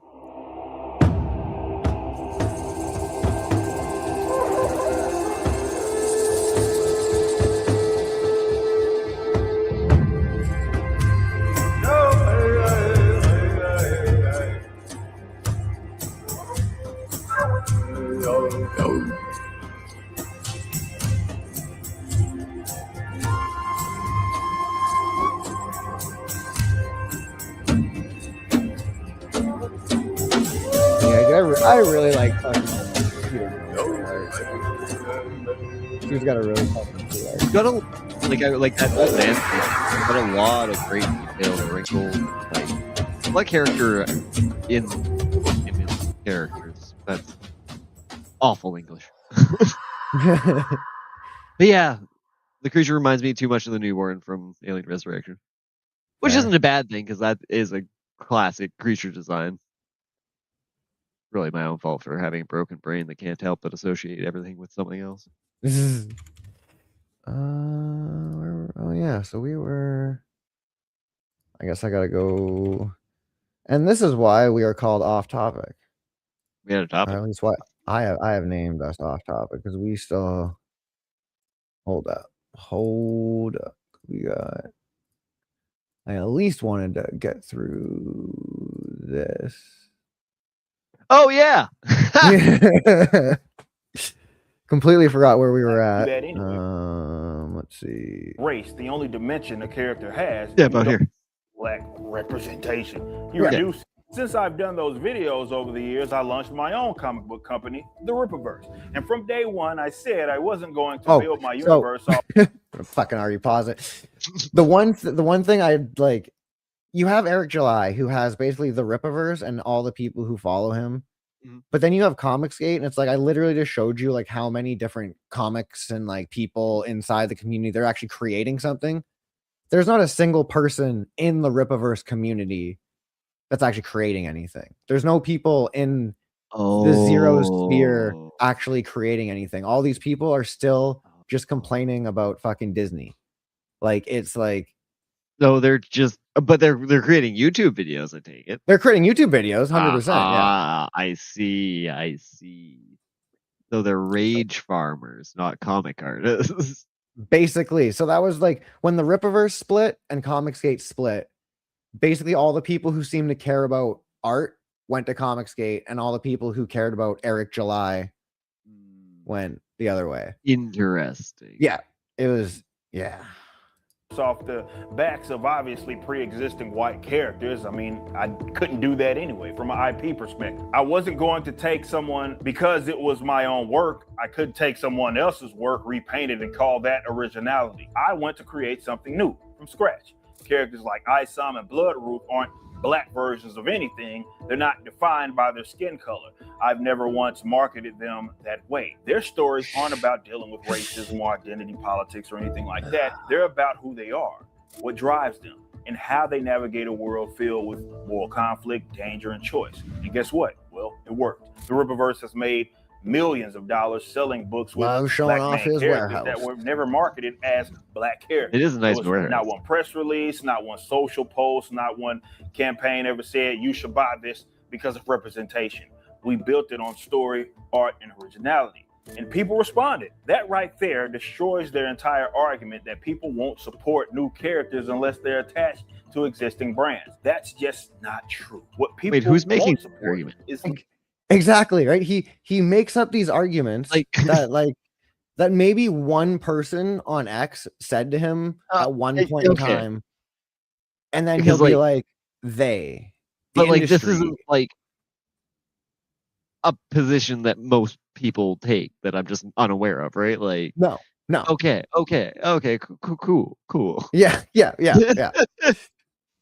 Is laziness. What they won't support is being insulted with knockoffs that are more about politics than story, and that's the difference. When I talk about originality, I'm not saying you can't make a character who happens to be black. I'm saying you don't have to make being black the only thing about them. You don't need to shoehorn racism into every storyline, or even some storylines for that matter. You don't have to constantly remind the reader what the character looks like. That's not good writing. That's pandering.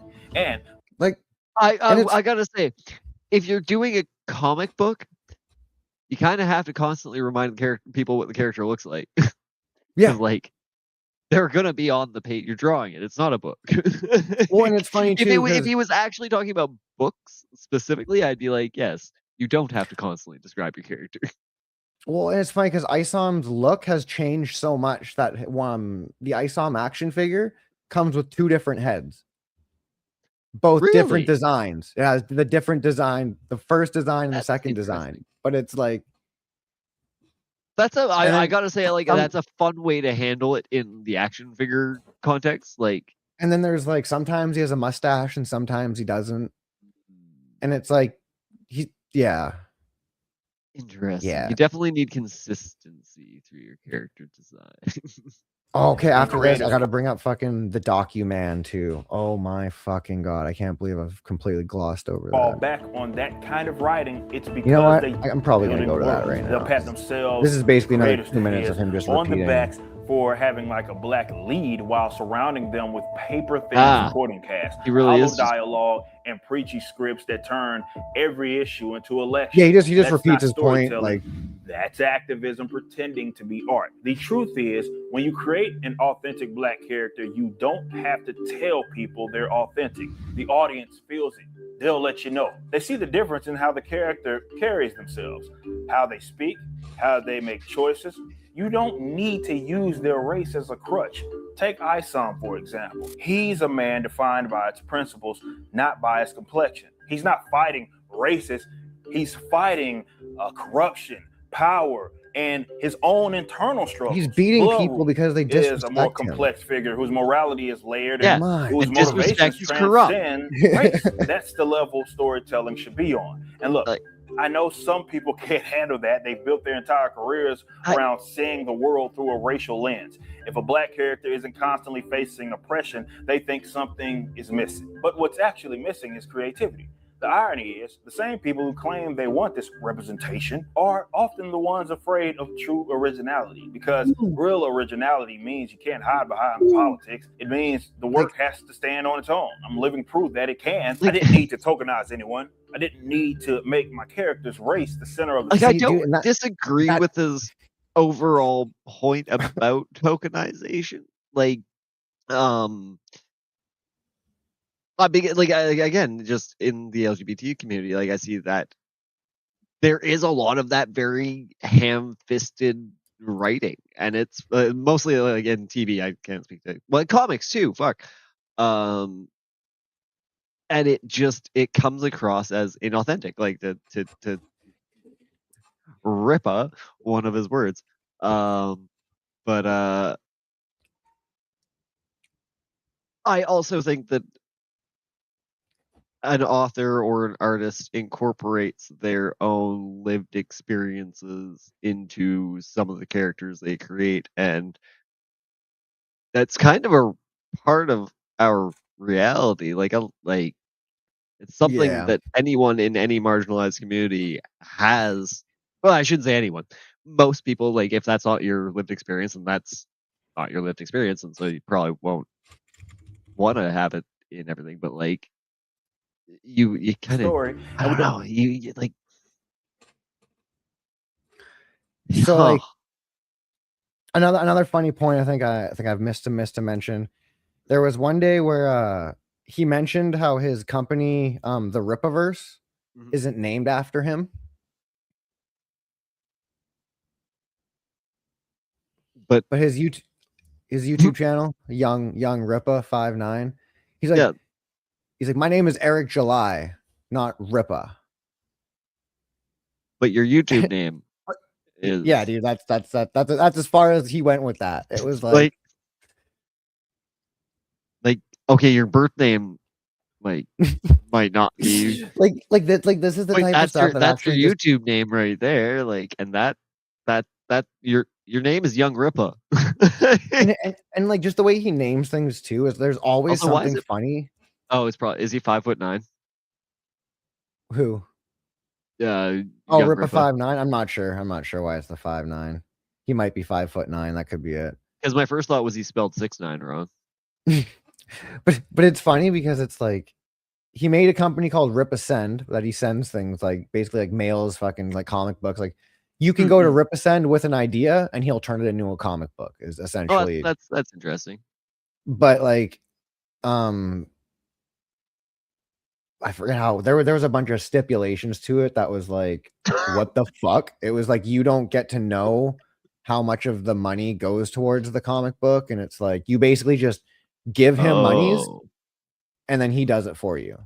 But you don't get to know any of the process of how it's just like you give him monies and you get comic book. Interesting.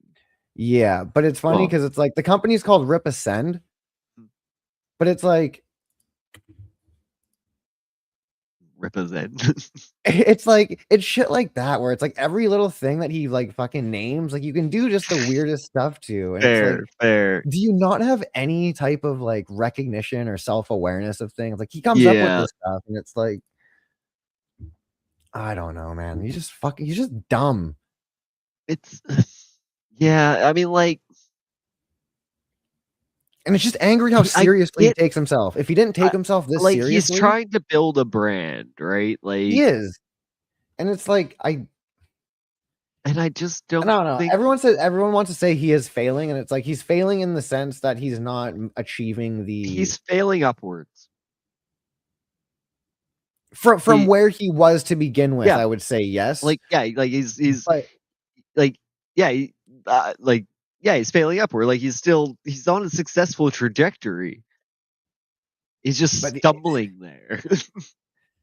But it's just the downsize from like going from being able to make like $1 million, $2 million on a comic book. Oh, right. Yeah. I guess his sales have dropped. It's like a 40,000 to 100,000 are his, which isn't bad, right? For an indie comic book creator, that is not bad in any way, shape, or form.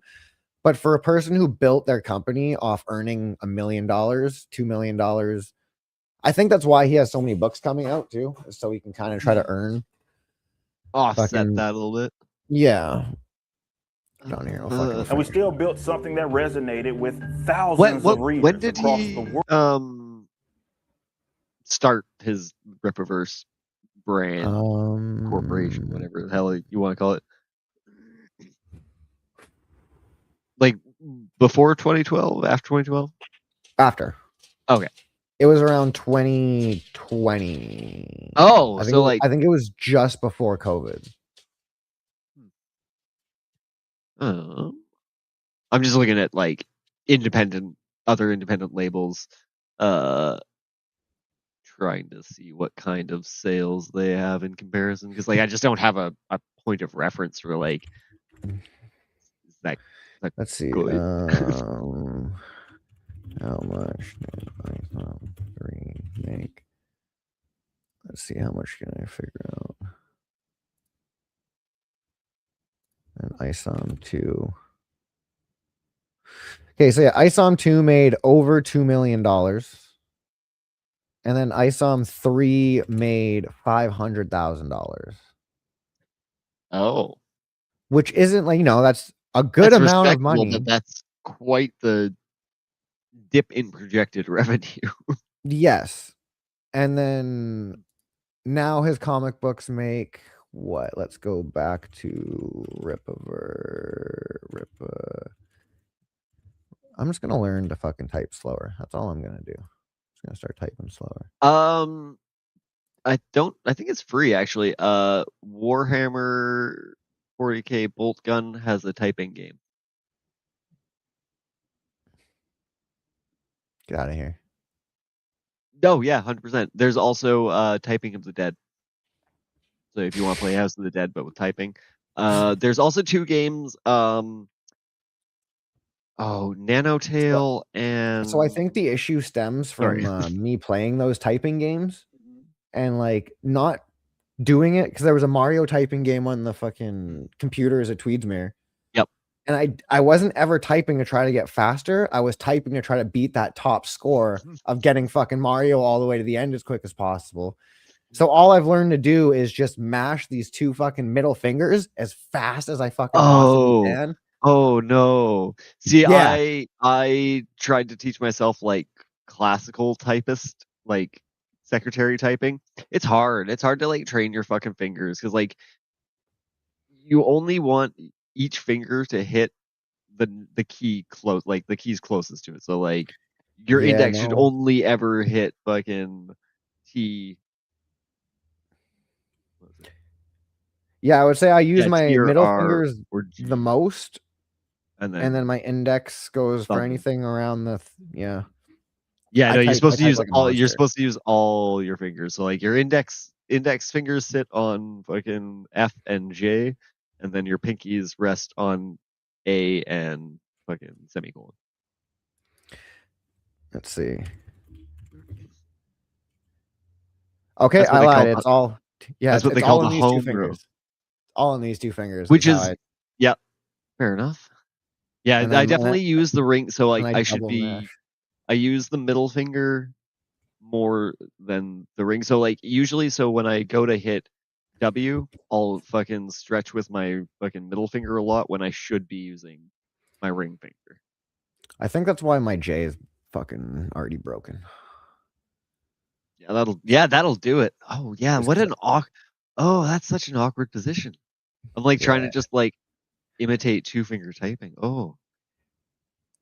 Yeah, Anyways. like my hands are jumping around fucking Oh, like that's awful. Yeah. Oh no. Your hands should be stable.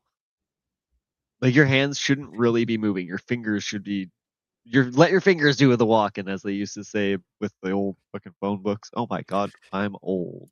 Let's see, I'm trying to find. Does he Wait, not have a he's current got campaign? He's got a collaboration with McFarlane. I mean, like I know McFarlane will just take whoever's money and make you a toy, but like Oh, so we haven't touched that yet. Yeah, so Eric came out and said he was in partnerships with McFarlane Toys. Basically meaning that he went to them and asked them to make he paid them to make him a toy. I can't remember. Somebody went and looked up how many, like the minimum order you need, and it was like 10,000 or 15,000 or something. So he came out and said, "We already have the toys made and here. We basically just want to see if like you guys are interested in like who's interested in buying the toys." So like, yeah, nobody wanted the toy. I think like 150 people wanted them or something. Brutal. So are they still available for purchase?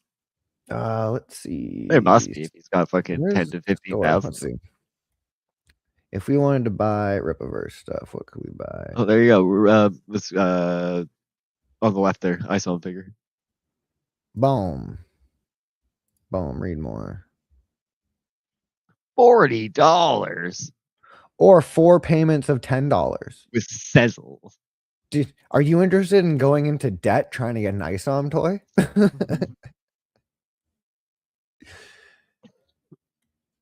Yeah, 7-inch.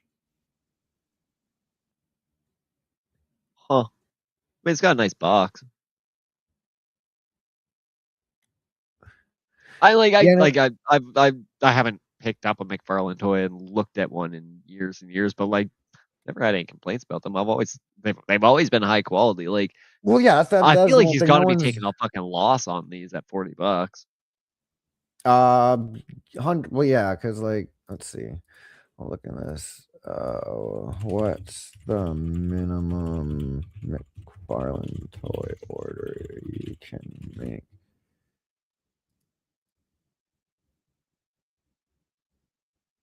But no minimum. Direct wholesale with McFarlane itself, huge annual purchase. No, that doesn't help. There's no minimum, but high shipping. Cause I don't know how somebody figured it out. I mean, I don't know. I could just chat GPT it, but chat GPT is not going to be too accurate with that.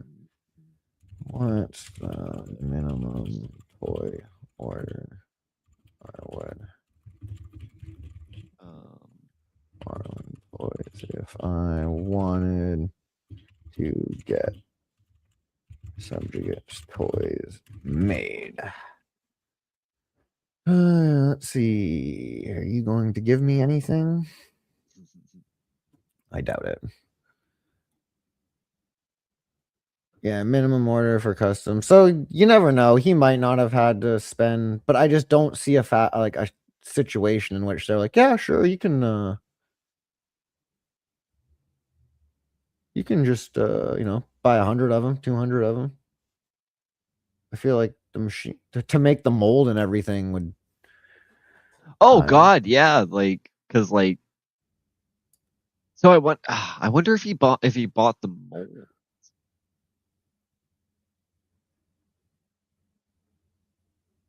Because like usually, if I'm not mistaken, like whatever company you give your design, like unless you buy the molds, like they own those molds and they'll be able to reuse them. That's why you get Chinese knockoffs, right? Like, or can they just reuse the molds from other? So, ChatGPT says for wholesale accounts, not custom production. McFarland's past retail sales showed a minimum annual purchase requirement of $40,000 to maintain an account. Wait, how much to maintain an account? $40,000 a year to maintain an account with them. Interesting. So he obviously doesn't have an account, so it would have just been a one-time dealio. Oh, and you have to guarantee a minimum royalty. So generally, McFarland takes a royalty percentage of 10 to 18%. Oh no, sorry, that's for the license negotiation. Yeah, molds 8 to 50K per mold. So at the very least, he spent fucking probably 60K on just to get a batch of. Yep. So regardless on even how many fucking toys he has sitting in there, that he's probably not making his money back for that. Because 100 and what? I was gonna say how many has he sold? 150? Yeah, I'll be happy and say 300. We'll give him 300 toys. I'll double it. What I'm pretty sure it was. So like what? $12,000? 3x4? Yeah, so he's just got to make the money back for the mold now, I guess. But yeah, let's oh yeah, so then he's got his animation fund that he's doing. I wish he had published sales figures like for sure. Like so that's another funny thing, because when he first started this, it was my company is going to be transparent. I'm going to let you guys know exactly what we're spending the money on, exactly how much money is going where. And then he came out with like the second round and everyone made fun of him. So he's like, yeah, I think we're going to change our model and how we do things. It's no longer how much money we're making on the campaign. It's how many books we've sold and how many backers we have. Although honestly, like books sold is a better metric for me. Fair. Like I want to know how many units you're actually moving. And if you know books sold and you know the average price, then like you can. I would like to like have his like actual figures as well, because like there's a difference between income and profit, right? But he's got a membership tier, of course he does. No, it gets worse. It gets worse. Where is, so you can do, bro, where is it? There's like, is this the Mac Club? Join the membership. Popular, Mega Max, Super. I think that's what these ones are. There's something you can send the guy that's like. Not gonna lie, I like that shirt. Oh shit, where'd it go? Heel and baby face. Oh, so you probably, yeah, that's a comic book creator, or not comic book creator, a YouTuber. Oh, okay. Part of the Zero Sphere, and I can show you one quick video that'll make you hate that guy's. I just like the shirt. Yeah, he's a fat British guy who, like, when Starfield came out, he was like crying in the fucking camera, yelling, "Pronouns!" That's hilarious. Oh, that's hilarious. All I want to do is play the fucking game, and you're giving me fucking pronouns. Buddy, do you speak in the third person? Like, you use pronouns. Well, it's like not like it's like it was the worst. Somebody's tried to explain like that fucking angle, and it made me just completely like be like, I don't care about that stuff anymore. I just don't give a shit. Like, I'm embarrassed to be seen in the same kind of space as that guy. Like, I'm right. Like, I don't know. I can't find it, dude. There's something where it's like you can give Eric like fucking. You can send him like $5,000 or something like that. Oh, it's like a tier thing, and it's like, is it just Rippaverse.com? Yeah, that's hilarious. Yeah, I mean, like, good for him. Like, that's I mean, actually, join our membership. Well, the only reason I'm trying to bring that up is because he was streaming one day trying to get money for this animation fund, and everyone was making fun of him because fucking he wasn't getting anywhere close to like goal 1 being done in like 5 days or whatever, and he was expecting this to get like fully funded in like a day. And then all of a sudden, these people come out of the woodwork to give him like, oh, $5,000 donation towards the animation. Oh, $1,000 donation towards the animation. Oh, 5,000. And it's like, huh? Like, these people literally just came out of nowhere to get him to his goal. Over that edge. And it's like, I don't see a situation in which someone gives Eric July $5,000 to make Rippaverse. I just don't. Like, he's got a couple thousand people who are willing to pay him monthly. And True. a percentage of them are paying $50 a month, and like, oh yeah, so this is the other great thing too. You get him to 50,000, which he's reached. So now people get 10 short animated clips. Oh, no, the animation fund. Yeah. Okay, here we go. Yeah, and then when he gets to 100, then you get a fully animated high action trailer. Oh, here it is. Support tiers. Immortal, $5,000. Canonized appearance in the update. Where is that? It just keeps scrolling. Oh, back where I was? Yeah. Oh my god, I'm retarded.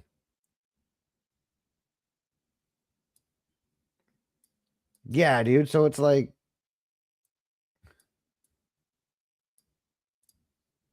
yeah, like okay. So they're yeah, not even they're fucking for $1,000. You get a random print of a sketch. That's fucking lame. For $500, you get a goddamn Discord badge. Yeah. Well, I feel better about Star Citizen now. It's like, in fairness, if it doesn't get funded, he says he's gonna refund all the money.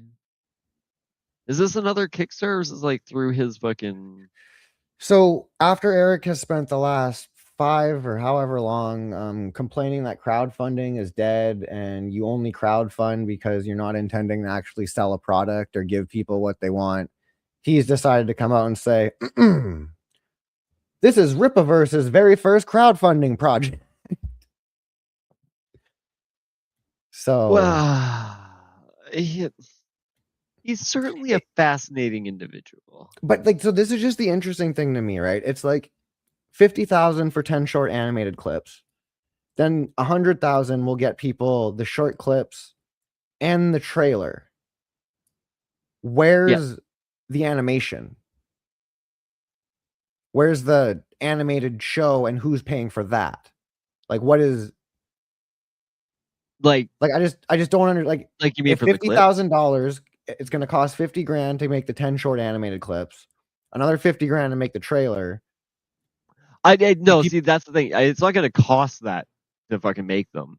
That's just, if you give us this amount of money, then you get. I do kind of understand that. But then, like, how much is it going to cost people to get an actual episode of something? Like, entirely arbitrary. Depends on fucking how much he feels he needs. I would guess he would probably set a stretch. I don't think he would set. That would be its own independent. Like, he would like do. He would probably start another crowdfund to get that. Okay, This is just stretch goals. So like I always think of. Oh wait, no, these aren't stretch goals. These are like straight up funding goals. Yeah. Oh, you're right then. Yeah. What? Yeah.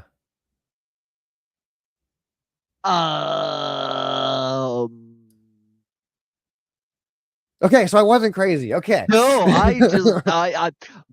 I was sorry. I'm still operating on like real world logic, not Rippaverse logic.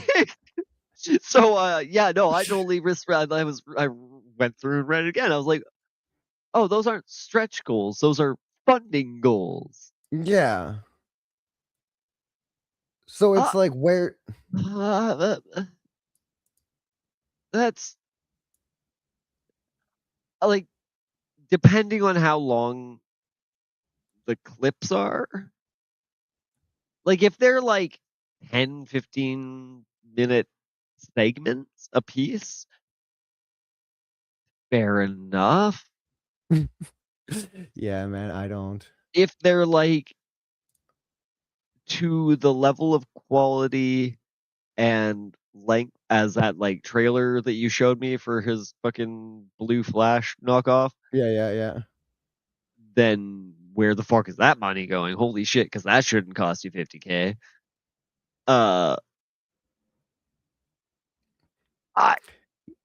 Yeah, so a lot of people are basically noticing, like, because I didn't realize, I guess, his artist that he's using to make his comic books now, one's like in Brazil, from Brazil, and another one's like in Greece, or like from Greece or whatever.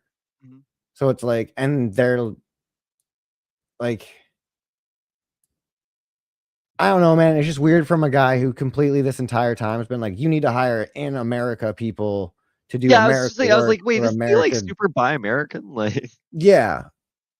And like, yeah, it's really fucking odd. And he basically got that Chuck Dixon guy to draw like his first 2 comics. And now he just uses the guy's name like in his company to be like, yeah, I have a former DC artist working for me. So it's like all the, yeah, I don't know. Very greasy. Yeah, I don't know what's this. Hello to you all. I'm Eric July, the founder and owner of the Rippaverse. You've seen what our team can do. From Isom to Alpha Core, Yaira, the Horseman, and Norfolka, the Rippaverse has already come alive through animation. But now it's time. I love it too because he calls fucking Isom, Yaira, and then the Alpha Core group his like Trinity. Yep. Even though it's like, it's funny when you think about it though, because Isom's a single character, Alpha Core is a single character, or no, Isom and Yaira are both single characters, but Alpha Core is like a group of 3 already. Oh, that's hilarious. So it's like I get it, the comics, but it's like, it's not a Trinity though. It's time to take it to the next step. This He's is cooking the with first grease. ever Rippaworks project, the Rippaverse Studios Animation Fund. Help us create more animation, refining everything in hopes of eventually launching a full-fledged animated universe. This campaign has 2 clear goals. Goal number 1, fund 10 original short clips based on Isom, Yaira, and Alpha Core or Bloodroot. Goal 2, produce a fully animated high-action trailer based on Rippazine issue number 6 and its upcoming series by Kanan White and myself. Now, the purpose of this project is really simple. We want to nail down our animation style. We want to solidify our team, and we want to set the standard for Rippaverse Studios moving forward. That's the thing, like their animation. We already have a great style, but like, we know that we can. I'm not going to shit on their animation level, and we've built a plan except for to that make scene right there because she looks like like a man. This isn't a pre-order. It's our first ever crowdsourced project. It's your chance to directly shape what comes next. Through Rippaworks, you decide which projects move forward. There are several tiers to choose from simple supporter levels to exclusive collectibles to the opportunity to literally be canonized within the animated Rippaverse. And as always, everything is backed by our same commitment to independence, transparency, consistency, and quality. We don't have any outside investors. We don't have those corporate strings attached. We just have the fans and the drive to just keep building. So whether you're contributing $5 or $5,000, you're helping us take things to the next level. And though we have two primary goals, even our asking stretch for goals show $5,000 we'll from take somebody this just as far as just you want rubs to me the go, wrong because fucking way. every dollar goes straight into I don't know why. animation. This is your chance to help greenlight and fully launch the entire The fucking Rippaverse Hell animated Monkeys, universe. dude. We love to have your support, and any I love contribution that. ISOM is 1 goes from appreciated. like Head over I to the want to know campaign page. how long these shorts are gonna be, because like if they're like 50K might actually not be like, that might be a little fucking cheap depending on the length. That's what people keep saying, right? They're like he's if still they charging less maintain than that quality, like, because like I that animation quality is from the clips they showed, and obviously they're probably putting their best foot forward, but like that one fight scene, like that looked good, like that looked like it could have been fucking yeah, you don't see a lot of people actually shit on the quality of the animation just because like I think people kind of get like animation costs a lot. Yeah. So it's, I don't know. Shitting on someone, I don't like shitting on people's art. Yeah, no, it's unless yeah. Yeah. I mean, I totally will. Yeah. I mean, like I'll shit on like the ISOM stuff because it's like just what he's positioned himself as is like, yeah, for sure. Yeah, but at the same time, it's like I really don't want to like pick apart his. Well, he doesn't really have a whole lot of shit art in his fucking stuff. They're just terrible creative decisions, which I know he made. Like, because there's no other explanation to it other than just poor fucking leadership. Let's see. So, Great War of Separation is like when the humans and the exceptional beings, I guess, fought each other. Which That's this is a the fun most concept. Yeah, this is the most interesting. We stood firm through the fires of separation, carving out our own path in this fractured land. But the shadows of the old Union ain't done with us yet. They're creeping back, hungry for what we built. New warriors rise, forged in the crucible, unbreakable and ready to fight. Oh, it's Girl I'm Garage. Brian Solari, and we'll hold the line for Texas, no matter the cost. Freedom or death, don't mess with us.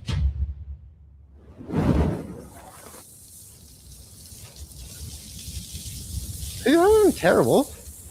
Yeah. That's the most interesting thing to me about the Rippaverse.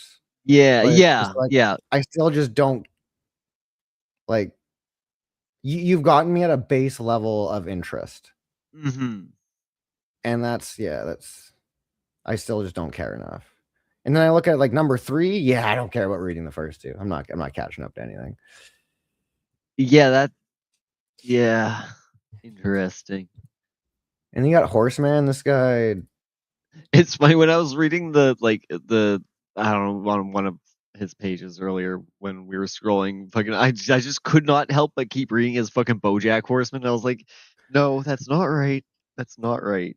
So you'll love this too, because this was the whole like it's not seaman, it's Seaman.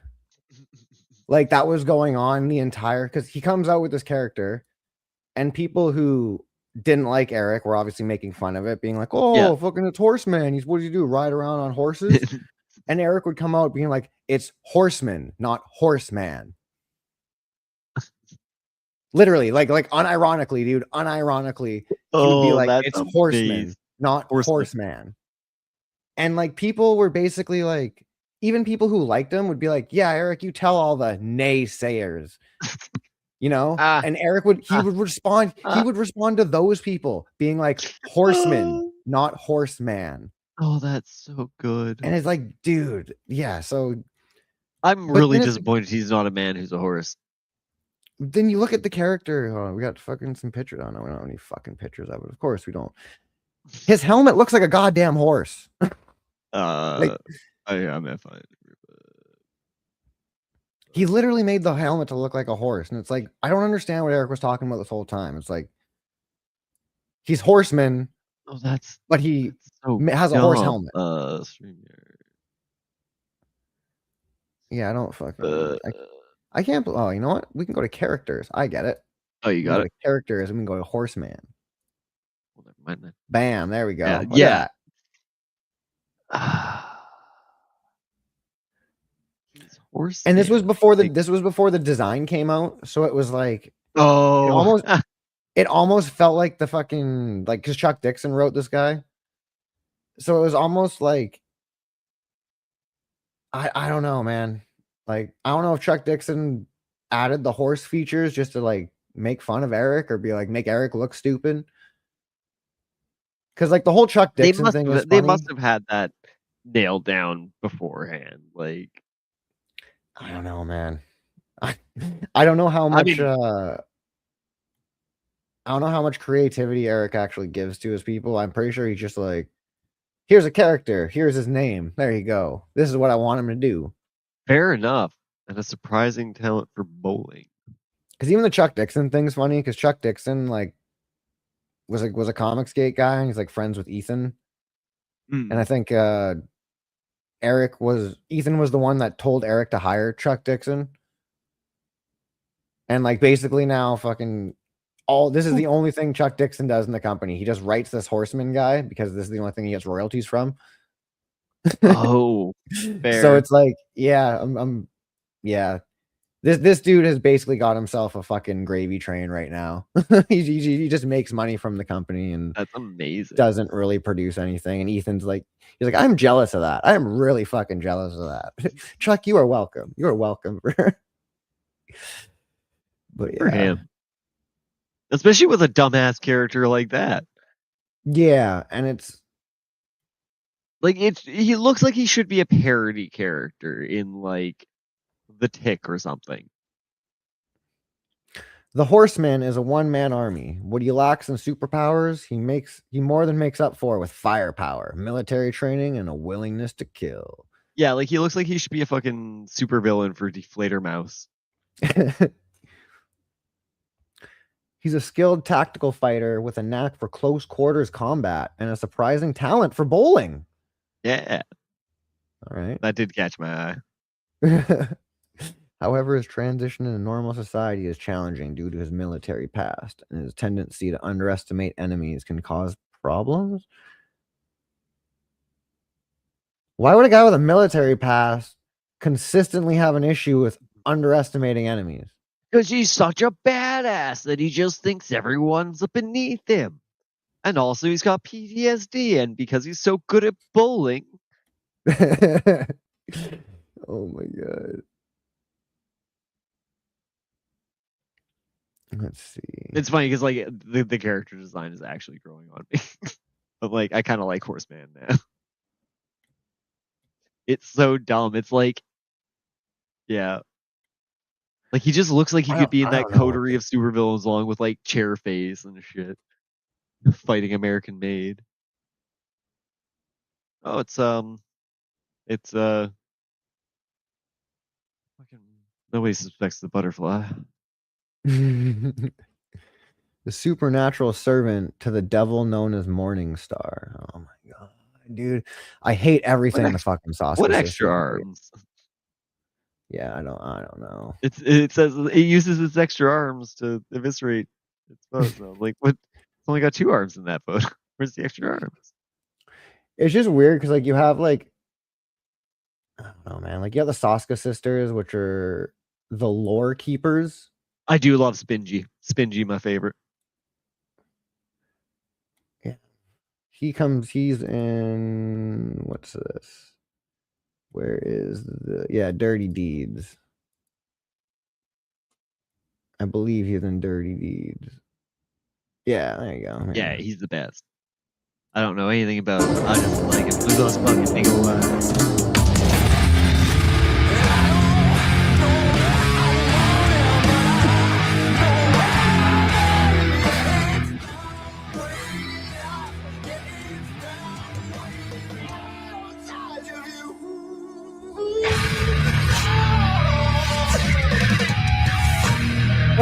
I think that's AI fucking. They're just singing gibberish. Hmm? I think that's AI music. I think they're just singing gibberish.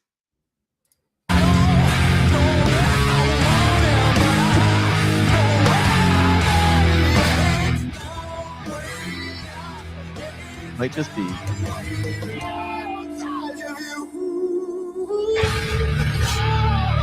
You're right.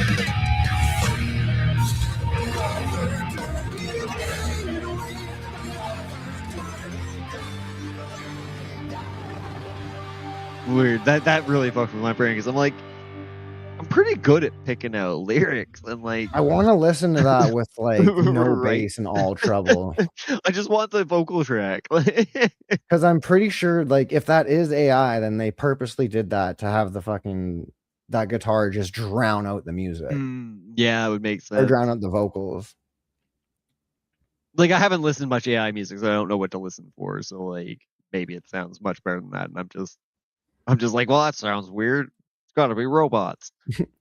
See, so yeah, so this is basically like what Eric has kind of leveled off at, like for his comic, which is like around 100K, which is fucking not bad at all. In any way, shape, or form, that is not fucking 2,000 bad at all. units sold. Like that's But to go from over $2 million to this is your new baseline that's for your a new comic reality. book. And like he didn't build a company off that for a comic book, right? Like that's not. Yeah, no, he was really banking on that continued upward momentum. But yeah, let's see. And like, yeah, you compare it to something like we looked at before. Because I am curious. Let's see. You have John Malin, 103,000. And like that's yeah. Eric has now fallen down to Comics Gate Kings level earnings, which is fair. Which kind of makes sense, honestly. Like it sounds like he's just leveled instead of having that viral trajectory. He's leveled out to like what one would expect from an independent comics artist at that income level. And if he had never, I don't know, if he had never just done the shit he did, I would be curious to see if he'd be able to make more. But I don't know. I think he would have been exposed eventually. Yeah, fair enough. But from the sounds of it, like if he had just kind of stayed out of the light a little more. Well, no, yeah, okay, so yeah, I take that back because people wouldn't have been so on him. They would have been viewing him as just another indie creator, like a Comics Gate King or something like that. But yeah, it's instead he decided to make a company and try and go against Marvel and DC, and it's like, good job, bud. Like, I mean, aim high at least. Yeah, true. That is true. Because I mean, like that is where like Image Comics and whatnot came out of, was just dissatisfaction with the current state of the industry and not feeling like they had ownership of their characters and that they were not getting their fair slice of the pie. And like, well, I think we fucking interesting.